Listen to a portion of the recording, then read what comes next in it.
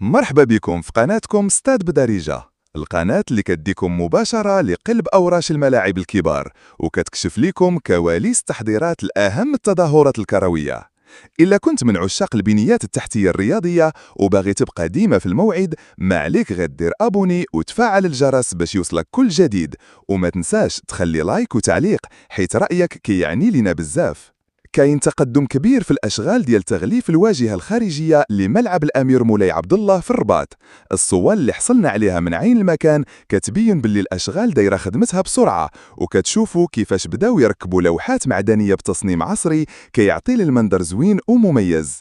هاد الورش كيدخل في إطار مشروع كبير لإعادة تهيئة الملعب استعدادا لكأس إفريقيا 2025 وكأس العالم 2030، واللي غادي يكون فيه المغرب من البلدان المنظمة. الخدمة ماشي واقفة، كاينين فرق تقنية وهندسية خدامين ليل وهار، وكل شي كيدوز حسب المعايير الدولية ديال السلامة والجودة. هاد التقدم كيبين باللي المشروع ماشي في الطريق الصحيح، وكل شي كيتسنى يشوف الملعب بحلته الجديدة في أقرب وقت. شكرا بزاف على المتابعة، ما تنساوش ديروا أبوني وتخليوا تعليق، ونتلاقاو إن شاء الله في فيديو جديد من قلب الحدث. ديما معاكم، ديما ستاد بدائرجة، مغرب.